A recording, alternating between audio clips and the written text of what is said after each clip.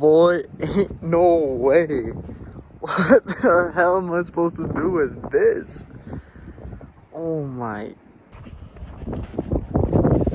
This side ain't as bad, but oh. Dude, it's actually like 2 feet here. Holy shit. What the fuck is this bullshit?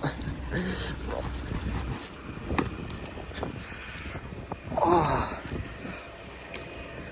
What the hell is going on?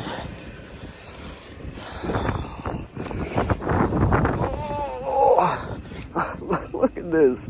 Bro, I actually can't deal with Minnesota, bro. I need to move to fucking Florida ASAP.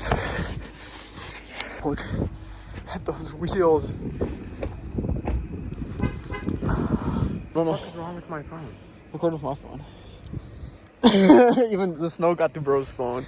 Son.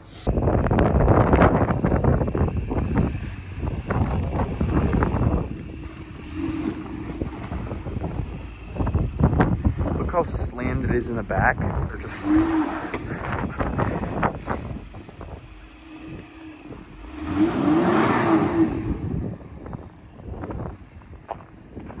whenever it gets wet outside, my whole screen starts tweaking out.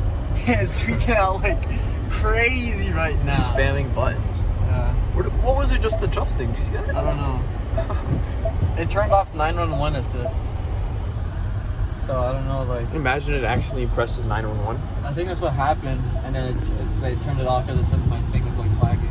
I'm not sure. But me and Joel are on our way to the gym. The roads aren't that bad. Minnesota does a really good job plowing, but you guys saw me trying to get out of the parking. That was insane. How long is it gonna snow left? Until 7 p.m. So right now it's 1:50, it said. So it's 5 more hours. So you should get another like 4 inches of snow. Yeah. Minnesota. This one? Fuck.